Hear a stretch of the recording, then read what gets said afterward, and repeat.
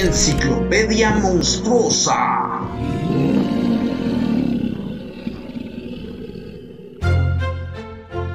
Fe de ratas. En el capítulo anterior, nuestro amigo Goblin cometió los siguientes errores. Acreditó mal una imagen que correspondía al manual de monstruos de segunda edición. Mencionó mal el nombre de nuestro querido pie grande, Harry. Y por último, olvidó mencionar un tópico de más importante. ¿Sabía usted que el cobalto fue nombrado de esta forma precisamente por los kobold de las minas y el peculiar color azul que decían los mineros que despedían al hacer sus travesuras? El Goblin que presenta este programa ya fue apercibido que de seguir ocurriendo estos errores, un fan de cuarta sufrirá las consecuencias cada vez que pase. Por su atención, gracias. Continuamos con el programa. Rugidos, por favor.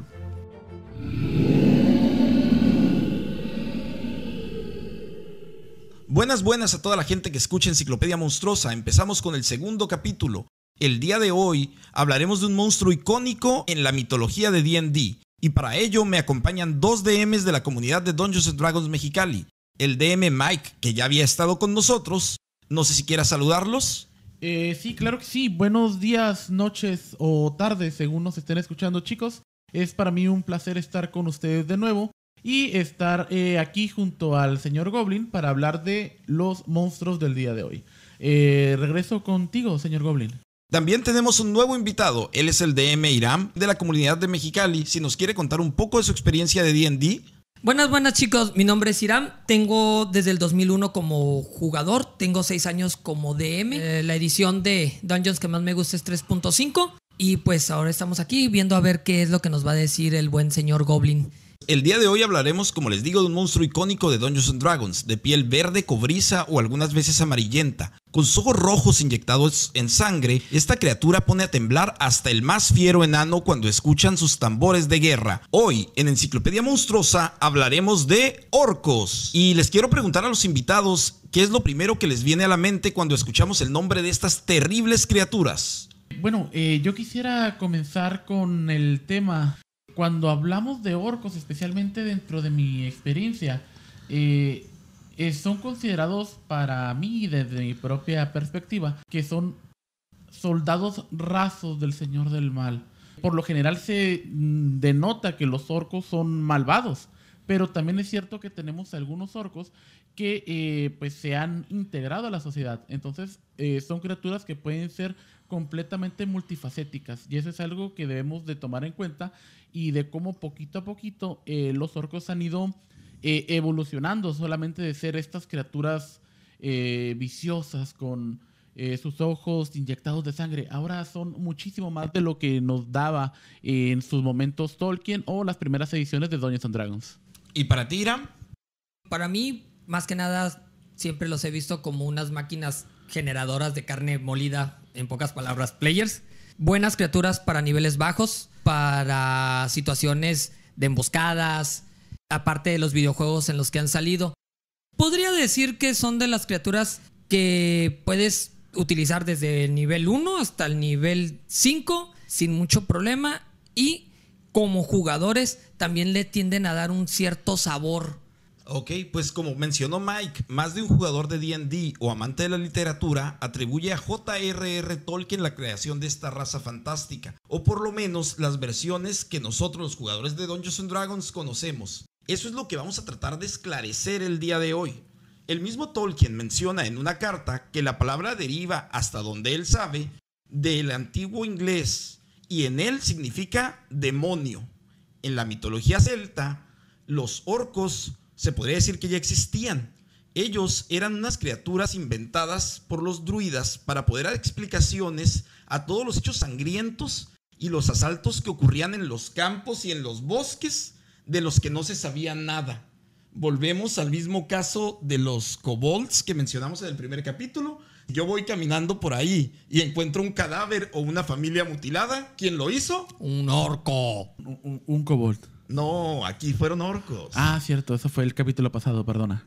Pero es muy parecido, o sea, volvemos a entender que tanto goblins como orcos, como kobolds y este tipo de criaturas que llegan hasta los ogros, como vamos a ver en un ratito más, están emparentadas en una amalgama de ideas de los hombres de hace bastante tiempo y luego son desglosadas y separadas y creamos nuevas mitologías a partir de Dungeons and Dragons. Sí, claro, de hecho esto es muy interesante.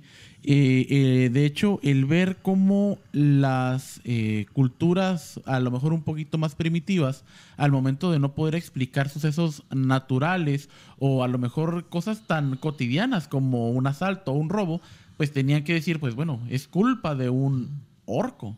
Y más cuando tienen a su alrededor cosas verdes. Ok. Entonces, como vemos, si hablamos de druidas, tenemos que hablar de británicos. Y los británicos, en su enciclopedia, recuperan la palabra orco y nos dan dos significados. El primero dicen que los orcos están ligados a los delfines y a algún tipo de cetáceo y terminan en la palabra orca. Cosa que aquí en enciclopedia no nos interesa para nada de momento, sino la segunda acepción. La segunda acepción de la enciclopedia británica, el día de hoy estamos bien cultos, mis amigos, nos dice que la palabra orco se encuentra por primera vez en un poema llamado Beowulf. La verdad, no quiero pecar de ignorante, pero sé muy poco sobre esto. No sé si alguno de los DMs pues tenga una idea de por dónde va todo este asunto. Sí, mire, señor Goblin, realmente casi todos los que conocen de Beowulf es porque comenzaron a ver las películas y todo eso, ¿no? Pero en realidad es un poema épico donde nos cuenta las hazañas de Beowulf, que trata de matar a una criatura maligna llamada el Grendel, si mal no estoy. Todo esto pues le va a llevar a una serie de desventuras con un rey que se llamaba Rogar, va por ahí. Pero más o menos eso es la historia de Beowulf. Pues gracias a DM Mike, gracias a ti, que yo no me equivoqué. Un jugador de cuarta edición no será torturado el día de hoy. Lo que sí dicen es que en este poema llamado Beowulf aparece por una sola ocasión la palabra Orgneas, una palabra compuesta por orc y neas. Neas se refiere a los cadáveres y orc puede proceder del latín orcus. Orcus para los latinos o para los romanos viene de la cultura etrusca porque es un dios menor de los etruscos que al consolidarse Roma lo convierten en Plutón. Esta cultura helénica de los griegos que ellos toman y adoptan de manera disfrazada lo equipara a un Hades, así como el de las canciones de los españoles, de ese mismo Hades. Y pues vemos ahora que el origen de la palabra orc cada vez se aleja más de decir que Tolkien simplemente fue el que inventó por lo menos la palabra orco. Tal vez Tolkien sí inventó el concepto que nosotros como jugadores de D&D tenemos de los orcos. Lo que dijo Miguel estaba bien, está acertado. Un orco es agresivo, un orco tiene colmillos, un orco es una representación del mal en muchas ediciones de D&D, pero también tiene un origen mitológico y recuerden que pues aquí estamos para descubrir eso mismo, ¿no? Entonces, al unir orcos y neas, tenemos un cadáver de demonio o cadáver de monstruo. Así que en este poema solo dice que ellos se enfrentaron Orgneas. Dicen los que sí saben y estudian las lenguas que tal vez se refiere a que ellos se enfrentaron a algún tipo de no muerto o una horda de no muertos. Entonces, en este caso, señor Goblin, me está diciendo que los orcos deberían de ser considerados en lugar de orcos o dentro del grupo de los goblinoides, ¿tienen que ser considerados como no muertos? Pues lo que pasa es que Orcus es el dios del inframundo. Es el Hades de los etruscos. Es más, es tan importante para ellos que el inframundo es Orcus. Igual que el inframundo llega a ser Hades en muchas culturas. Es lo mismo. De hecho, hay un lugar muy emblemático que se dice que es la entrada a la caverna de Orcus, que se encuentra en Europa y es un sitio turístico. Ok. A ese punto llega la influencia de Orcus, que termina por ahí por el año 800 después de Cristo en Inglaterra, llega este poema formando una palabra compuesta y después Tolkien la recupera y la usa para El Señor de los Anillos y lo que nosotros conocemos como orc. Bueno, esto es muy interesante, señor Goblin. De hecho, tenemos que ver cómo el orco, como nosotros lo conocemos dentro de la cultura popular, va a ir permeando dentro de los videojuegos, dentro del anime. Los orcos comienzan a ganar terreno y aún sin saber que son orcos. De hecho, mientras hablábamos aquí tras bambalinas, el señor Goblin y su servidor, estuvimos platicando acerca de la leyenda de Zelda y de cómo nosotros podíamos remontar a lo mejor el origen del héroe como un elfo, no un Hylian, un elfo, y a su contraparte malvada, a Ganon, como un orco. No nos linchen, fan de la leyenda de Zelda. Prueben Dungeons and Dragons. Sí, precisamente las ideas se transforman y llegan a otras partes y dan esta fase a este nuevo imaginario. Tolkien retoma ideas vagas. Con los kobolds fue fácil ubicar su origen mitológico. Con los orcs se pierde porque no hay ninguna descripción de un orco en la mitología. Se menciona, se dice a qué esté relacionado. Incluso mucha gente dice que la palabra orcus se convierte en ogro, ya que en el italiano, para referirse a los ogros, pues se dice orco. Y los ogros durante todos los cuentos del medievo no tienen una forma definida. El ogro solo es el malo del cuento. Puede ser un metamorfo, puede ser una persona grande, horrenda y barbada que nos remite a Orcus de nuevo. De hecho, en varias versiones del Gato con Botas, lo que enfrenta es un ogro. No sé si ustedes sabían esto. Nope. Sí, de hecho, señor Goblin, podemos rescatar la figura de el ogro como metamorfo. Podemos tomarlo, por ejemplo, tal vez de los onis en culturas japonesas. Entonces estamos viendo que esta visión del ogro, del orco, se van diluyendo en muchas formas y van entrando a muchísimos temas. A lo mejor aquí lo que tenemos que hacer es tratar nosotros de definirlo desde la visión de Dungeons and Dragons y a lo mejor dejarlo un poquito para después, hablar de los ogros en sí, porque pues sería cuento de nunca acabar. Pues ya llegaremos a eso, mi buen amigo Mike. Ahorita avanzaremos poco a poco, ya que creo que después de esta pequeña plática podemos decir que si bien Tolkien nos enseña al orco que nosotros conocemos, él no es para nada el padre del concepto orco, mucho menos de la palabra orco. Podemos notar que él sí se nutre de este ser malvado, de este ser barbón y repulsivo, para formar sus orcs, aunque pues él mucho tiempo después lo negaría y diría que es una simple coincidencia fonética. Bueno, a lo mejor aquí lo que tendríamos que hacer es rescatar, señor Goblin, esta primera pregunta. ¿Podemos atribuirle a Tolkien ser el creador de los orcos? Pues de la palabra orco como tal y del concepto mitológico de orco, yo me atrevería a decir que no. Tú que nos escuchas, ¿qué piensas sobre esto? Puedes comunicarte con nosotros a través de nuestras redes sociales y decirnos y ser parte de este debate. Para lo que tú me estás preguntando, ¿qué tal si vamos a la descripción de orcos que nos da Tolkien? Tolkien fue cambiando su imaginario a través de los años. El Hobbit, una obra que data de los años 30, es muy distinto al Señor de los Anillos después de la posguerra, terminando los años 50 y acercándose a los locos 60.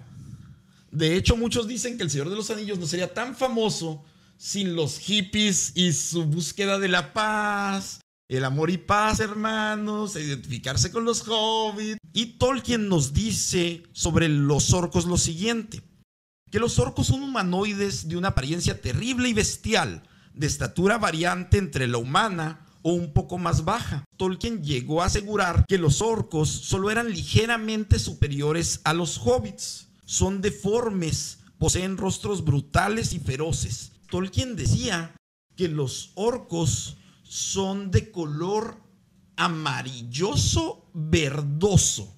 Ah, caray. Hay un nombre para este color que se llama cetrino, si no me falla la memoria, o cetrina. Es más un color como amarillo tirándole un poquito al verde, digamos, ¿no? Sí, de hecho es como... No, de hecho creo que es como un poquito entre mostaza y... ¿Significa entonces que son orcos desérticos? Los orcos no eran verdes en sus inicios. Los orcos de Tolkien tienen estos colores pardos, amarillo, con unos toquecitos de verde, marrones, pieles manchadas.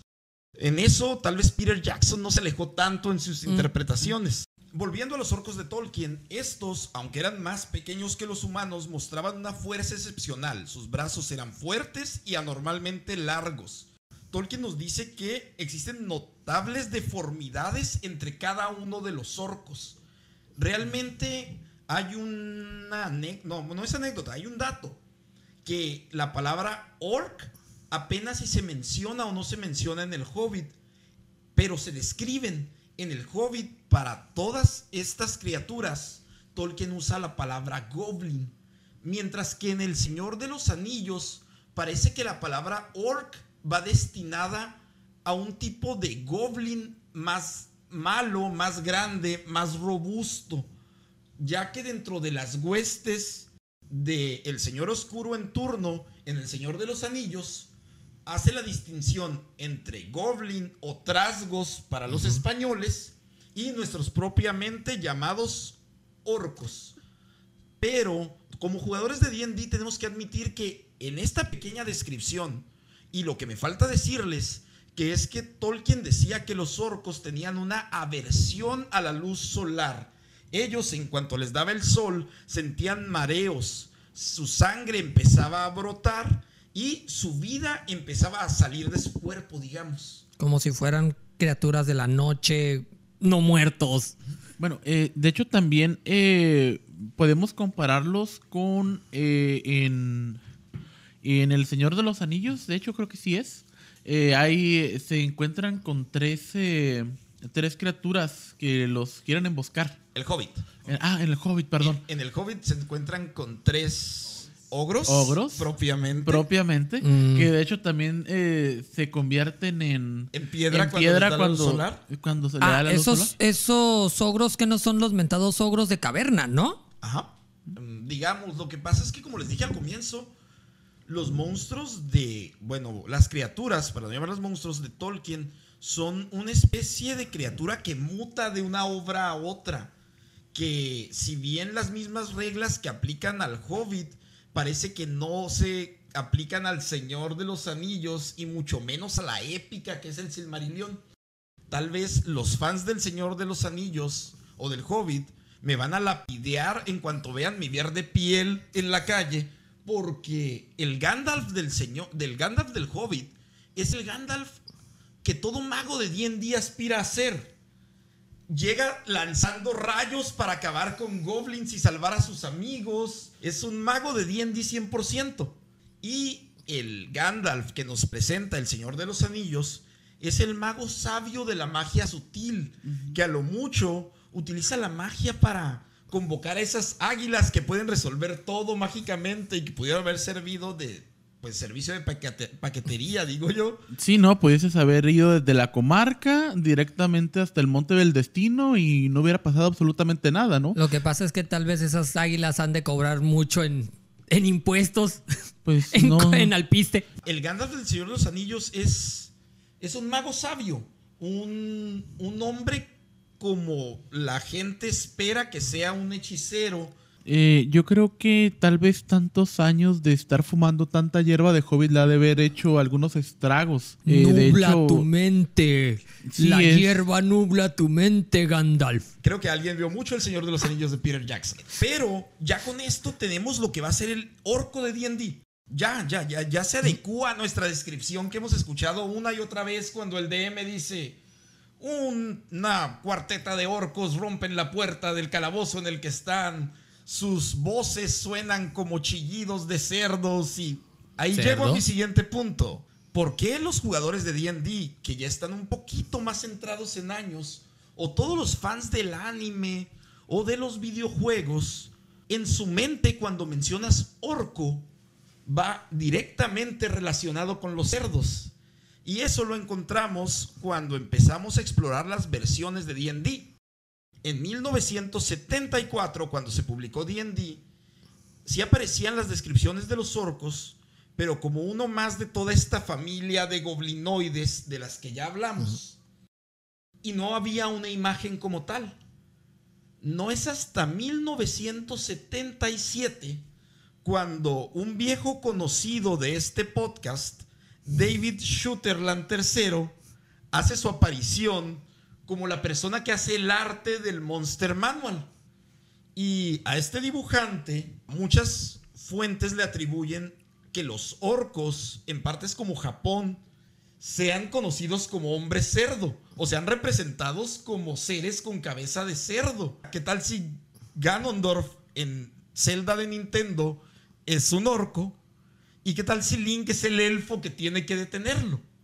Suena mejor, de hecho. Suena más creíble o más a lo que uno está acostumbrado. Entonces, en 1977 aparecen los orcos D&D. 2 años antes, en 1975, se publicó un calendario con ilustraciones del Señor de los Anillos de varios artistas, pues que decoran paredes bonitas de ñoños como nosotros, ¿no? Entonces... Habla por ti, señor Goblin. Entonces, en 1975 se publica un calendario en el que aparece por primera vez los orcos verdes que todos recordamos, y eso se lo debemos a Tim Kirk. Él dibuja en este mismo calendario orcos de distintos colores, orcos rojos, orcos marrones, orcos amarillos, pero hay una escena o un mes, que realmente no me acuerdo qué mes era, en el que aparecen unos orcos marchando a Minas Tirith, y hay 4 grandes orcos verdes, verde Warcraft dirían mis amigos, y parece que a los creadores de D&D les gustó esta descripción o esta interpretación artística del orco, y es la influencia más notable para la descripción que encontramos el orco en Advanced D&D primera edición del 77. Este libro nos dice que los orcos parecen particularmente repugnantes. Vamos a la descripción de ¿quién? De Tolkien, ¿no? De inmediato. Por su color marrón o verde pardo con brillos azulados. Ya creamos más una criatura un poco más fantástica. Ya no es el tipo café deforme. Dice también que resaltan sus hocicos y sus orejas rosadas. Su pelo erizado es de color marrón o negro y tienen manchas bronceadas. Aquí nos describen a orcos que viven 40 años, que son violentos, pero que son leales a los señores oscuros más poderosos a sí mismos. Dice que estos orcos comparten las debilidades de Tolkien. Si ellos pelean a la luz del día, sustraerán un puntito a sus tiradas de ataque porque el día les molesta. Esto se ha mantenido en D&D en otras ediciones. Incluso hay criaturas que comparten esta debilidad por la luz del sol, ¿no? Y sobre todo dice que los orcos odian, detestan, aborrecen y cazan a la primera oportunidad a sus archienemigos, ¿Elfos? los elfos. Precisamente. Estos orcos en ningún momento nos dice que sean tontos o sean menos listos. Solo son criaturas viles que viven para luchar, para esclavizar a otras criaturas. Y lo más interesante de esto es que los orcos de primera edición hablan 5 idiomas. Ellos hablan orco, común, goblin, ogro y legal malvado. Ok, son... ¿Me podrías hablar en legal malvado? No, yo solo hablo chaotic neutral, perdón. Sí, Oye, se le nota, señor Goblin. En ese caso significa que los orcos traen un diccionario. Cuando van a pelear contra las criaturas se ponen lentes o un monóculo, te hablan en el idioma y después te tiran un machetazo. Los alineamientos tenían sus idiomas. Yo sé que suena muy raro, pero ese es tema para otro programa. Dejemos que los orcos hablan legal malvado. Y aunque en ninguna parte de esta descripción nos diga que los orcos tienen cabeza de cerdo, de nuevo el dibujante leyó la descripción y ¿cómo creen que son los orcos? Los orcos tienen cerditos, cabeza de cerdo durante toda la primera edición de Advanced D&D. Bueno, eso es lo que pasa cuando no revisas el trabajo de tu ilustrador. Con los kobolds tal vez era cierto, pero aquí abunda el arte de los orcos de cabeza de cerdo. No hay manera de que no lo hayan podido revisar. Papá Gygax se trató de lavar las manos años después, diciendo que David C. Sutherland III no le hizo caso y no le mandó los trabajos para que los revisara. Pero, pues gracias a David C. Sutherland III, ahora tenemos a Ganondorf, por ejemplo, y esos orcos con cabeza de cerdo que yo sé que ustedes han visto en alguna parte de animación japonesa, cochinotes, no se hagan. No sé de qué estás hablando, señor Goblin. El señor Goblin lo sabe, DM Miguel. Él lo ve en tus ojos y lee la mente. Muy bien, sigamos avanzando con los orcos unos cuantos años más, precisamente 12 años hasta segunda edición. En segunda edición, la apariencia de los orcos cambia drásticamente. Su piel ahora en una ilustración y en la descripción es de un gris verdoso.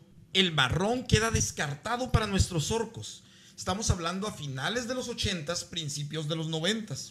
La influencia de los orcos de Games Workshop ya debe de haberse sentido. ¿Qué son los orcos de Games Workshop? Hay un juego muy importante de miniaturas que se llama Warhammer, que retoma las razas fantásticas y las reinventa tanto en fantasía como en el espacio.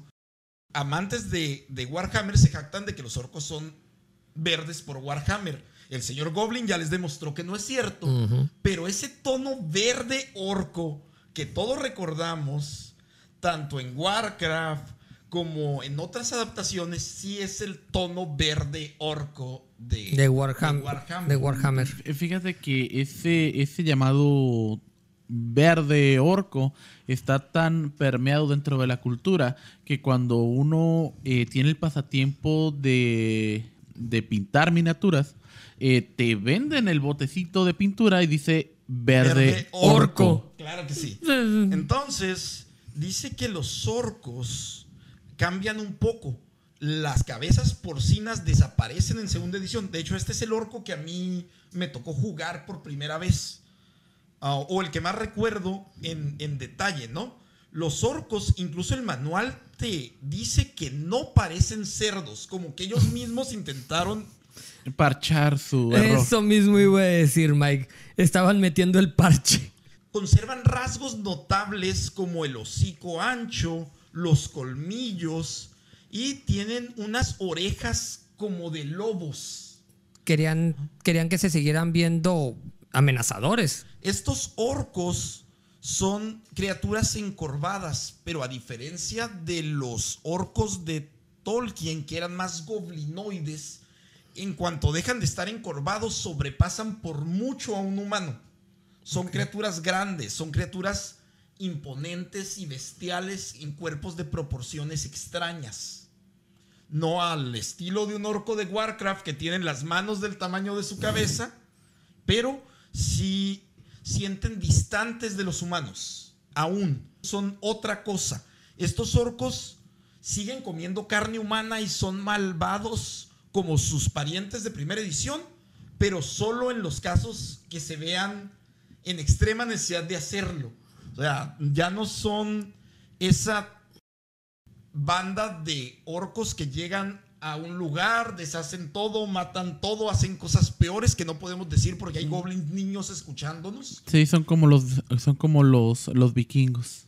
Matan a tus cosechas, se llevan a... Y ya sabemos, sí, ya sabemos los demás, todo ¿verdad? lo demás. Sí, okay, sí. Muy bien. Entonces, y estos orcos empiezan a alejarse del concepto de leal, porque realmente para mí los orcos no son nada leales, son criaturas traicioneras. Bueno, aquí hay algo que quiero preguntar, señor Goblin, y es, ¿siguen manteniendo las traits, las habilidades que tenían en primera edición siguen siendo débiles a la luz. ¿Y políglotas? Siguen hablando con goblins, siguen hablando con gigantes, no hablan la ya no son legales. Ya no son legales. Porque es un... ¿Eso quiere decir que si no son legales es MP directo? Pues no lo sé, tendríamos que encontrar algunos orcos y preguntar. Pero, qué bueno que lo dices, en términos de relaciones de género, ahora en segunda edición, así de estudioso es este goblin, ellos tienen algo parecido al matrimonio. ¿Eso es usted todo un erudito, señor Goblin? Realmente no, el monstruario de segunda edición es una un enciclopedia monstruario súper bello que te muestra hábitats, costumbres, algo que se fue perdiendo con las ediciones. Hábitats, costumbres, lugar en donde viven, cosas por ese estilo. Número de aparición. Claro que sí. Y eso por eso pues sabemos un poquito más de cómo viven estos orcos ahí en lo salvaje, ¿no? Que tienen algo parecido al concubinato. Pero el problema de los orcos, nos dice D&D, es que hay más machos que hembras. De hecho, a lo mejor, como me dijo hace un rato, señor Goblin, no nos podemos poner tan descriptivos ni tan gráficos con los orcos, porque tienen ciertos hábitos reproductivos que, pues no sé, algunos goblins pequeños se sonrojarían de las cosas que hacen esos malvados orcos. Pues ya los de segunda edición no tanto de M. Miguel. Ellos se comportan cada vez un poco mejor. Y pasan los años y llegamos por fin a la conocidísima tercera edición o 3.5. Queridas por algunos, odiadas por otros. Pero las ediciones de D&D van cambiando y se adaptan a la época y al público para el que fueron pensados. Para mí fue difícil pasar de segunda edición a 3.5 o a tercera. Yo sé que tal vez para Irán fue difícil pasar de 3.5 a quinta edición, o tal vez fue difícil pasar de D&D Basic de Miguel a cualquier otra cosa. Pues en realidad no, creo que no lo fue tanto. Mi motivo realmente del roleplaying se centra en la interpretación. Y lo que es Advanced Dungeons and Dragons, segunda edición, es completamente interpretativo. Sí, de hecho, sí, aunque yo caminé hacia atrás, como los cangrejos, empecé primero con tercera, segunda me agradó eso. Iram, tú que dijiste que 3.5 fue tu edición favorita, ¿cómo describes a los orcos de 3.5? ¿Qué recuerdas de ellos para ver si tu memoria está fresca? Orcos de 3.5, grandes, semiverdosos, con colmillos. ¿Como los de primera? ¿Como los de segunda? Si mal no recuerdo, solamente hablan orc. No inteligentes, pero no tontos. Son más que nada...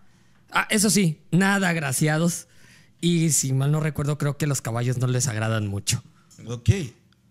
Y pequeños, sobre todo. Son más, según tengo entendido, creo que son un poco más pequeños y bulkis.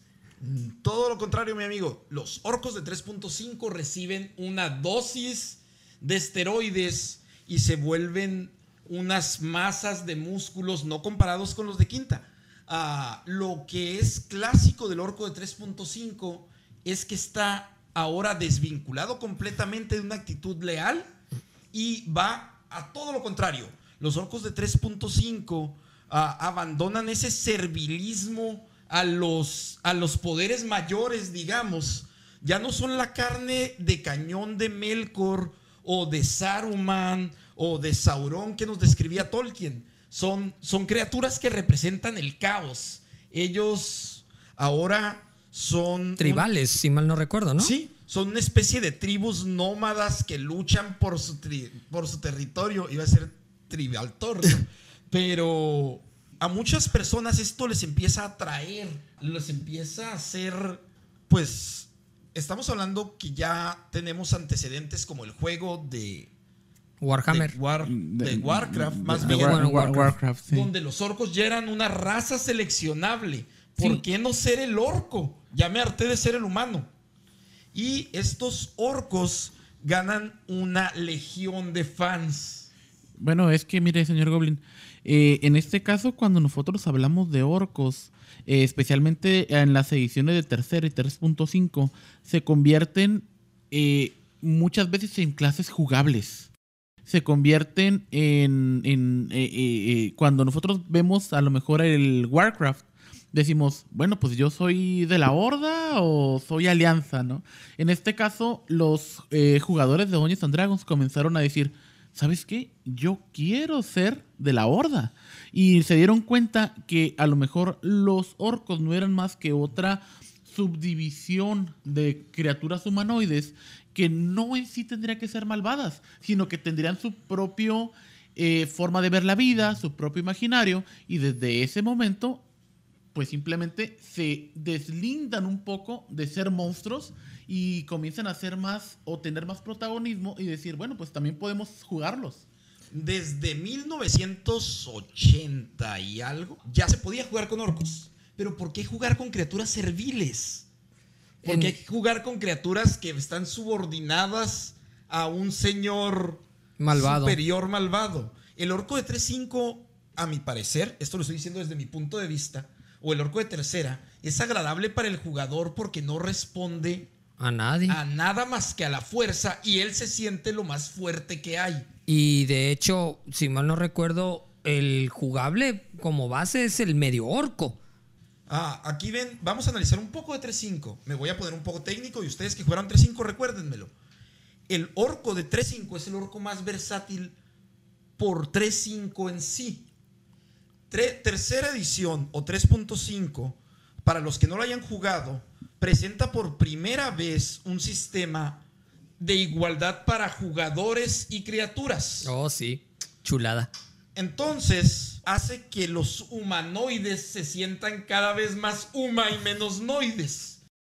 Son un poco más humanos. Uh-huh. Y al darnos una progresión, ustedes han insistido los dos que el orco es del 1 al 5.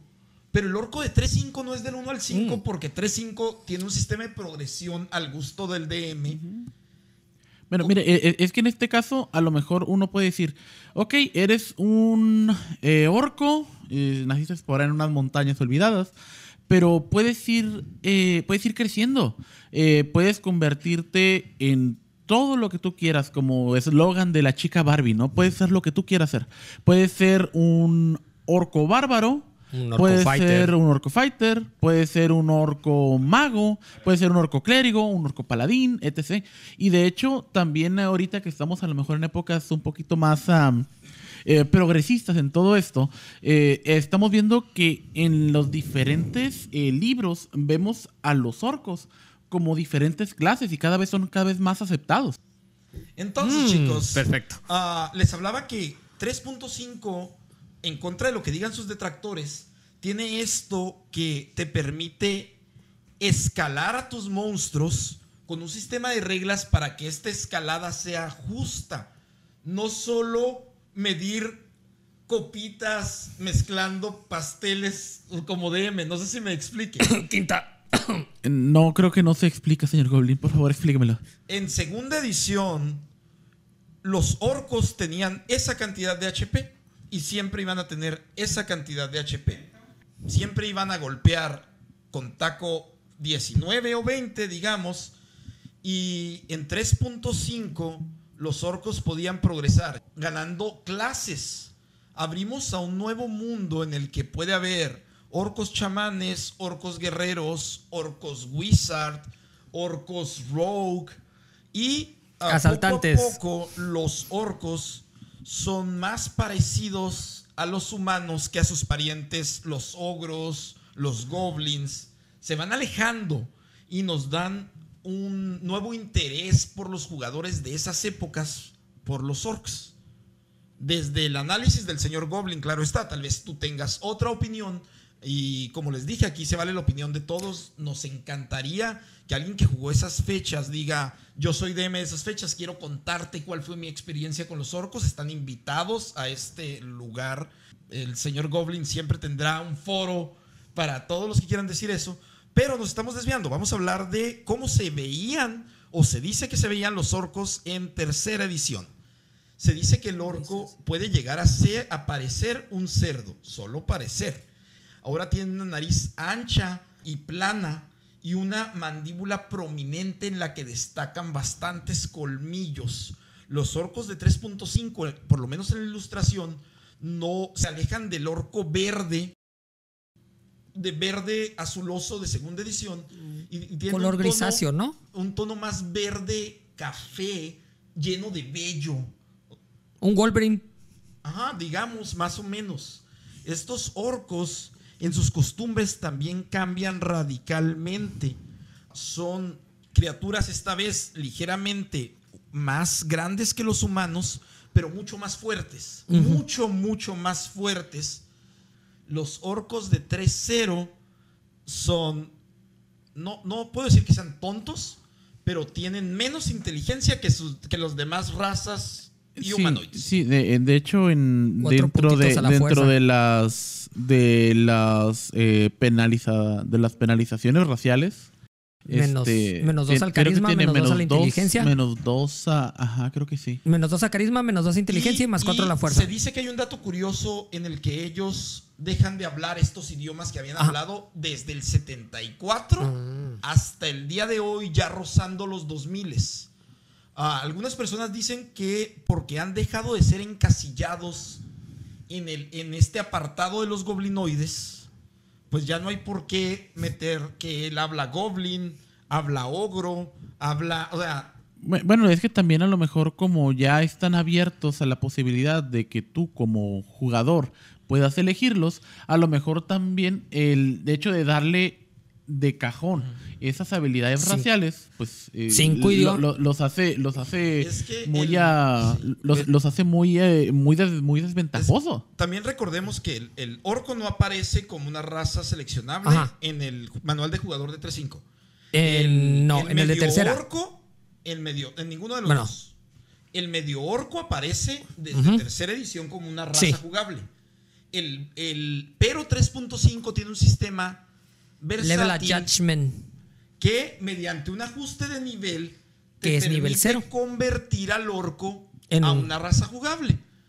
La mayoría de las razas humanoides, como comentó Miguel, se podían volver sin tener que esperar a que publicaran un libro a futuro, razas jugables. Tu DM podía dejarte, si así pues lo consideraba o se adecuaba a su campaña, que tú fueras un kobold, un orco, un rakshasa, porque como dijimos, 3.5 venía a romper con muchos conceptos de cómo el DM manejaba sus monstruos por un lado y los jugadores sus personajes por el otro.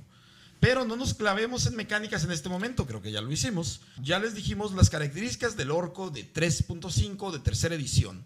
Estos nuevos orcos tienden al caos y lo que buscan es la libertad, pero siempre de manera maliciosa, ¿no? Ellos siempre van a tomar la salida fácil, dirían los filósofos. Van a estar siempre pensando en ellos mismos. Son criaturas de caos y eso se ha mantenido en las ediciones que siguieron, o sea, solo quinta. Y de aquí pasamos a la última edición de D&D, de 3.5, pasan los años y llegamos a la quinta edición. Pero señor Goblin, ¿y la cuarta? Señor Iram, si desea volver a ser invitado a este podcast, este es un tema que no se menciona. Ok, está bien. Los orcos en quinta edición siguen siendo más altos que los humanos, pero ahora son mucho más pesados y mucho más musculosos. De nuevo otro shot de esteroides y ahora sí tenemos este orco que se parece al estándar de todo lo demás en lo que ya hay orcos. Para quinta edición ya tenemos muchísimas cosas donde hay orcos. Tenemos mundo de Warcraft en todo su apogeo. Tenemos películas, tenemos animes. Tenemos Warhammer. Tenemos Warhammer. Y el orco, como dijo Miguel, es más, está la película de Will Smith en el que un orco es su compañero. La de Blight, sí. Tenemos Shadowrun, donde una parte de la población fue transformada en orcos. El orco, como dijo Miguel, ya es algo que todo el mundo ha visto o conoce, sepa o no sepa que es un orco. Y estos orcos les va a doler a los jugadores de quinta, pero hoy en día alimenta tanto a otros medios como se alimenta de otros medios. Los orcos de quinta edición son el resultado de los orcos que están afuera de D&D. Eso es muy bueno porque prueba que los creadores del juego se adaptan a las personas a las que van dedicadas. Y estos nuevos orcos ya son... En este caso, señor Goblin, estamos hablando de una alimentación recíproca.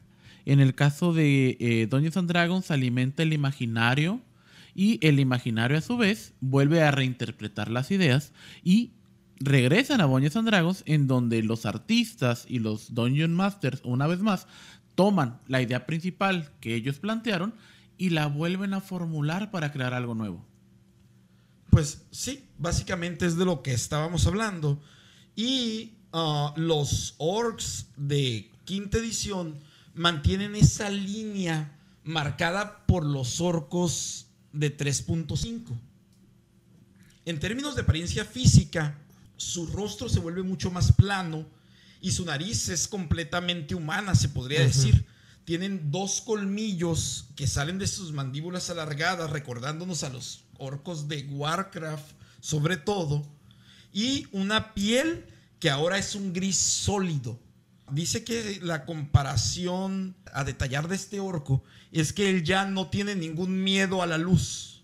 Órale. Y son enemigos que tal vez el DM de quinta edición deba de pensar para mandarle a sus jugadores de nivel 1, porque son una pila enorme de HP. Son un buen motor de daños en cuanto a mecánicas de juego, pero no cambia mucho al de 3.5. 3.5 marcó la pauta del orco caótico, de como ya lo vimos, y solo cambia estéticamente, se adapta a los tiempos. Los orcos ha habido últimamente, y no sé qué les parezca a ustedes, mucha controversia por la errata, y no nos toca, señor Goblin, el opinar si está bien o está mal, pero hay que comentarlo, ¿no? Por la errata publicada de Wizard of the Coast y por las futuras modificaciones para que los orcos dejen de tener este penalty a la inteligencia, en justificaciones que pues tal vez estén bien para unos, otros dicen que están mal. Yo, en lo general, a mí me encantan los orcos de Eberron, y los orcos de Eberron no son tontos. ¿De qué hablamos de Eberron? Eberron es un setting de D&D, es una ambientación de D&D que fue publicada en los tiempos de tu amado 3.5 mediante un concurso, si mal no recuerdo. Fue el primer setting que se incorporaba después de años al imaginario de Dungeons & Dragons, donde tenemos cosas que han estado presentes en los últimos 20 años de D&D, como los Warforged. Tenemos ideas interesantes.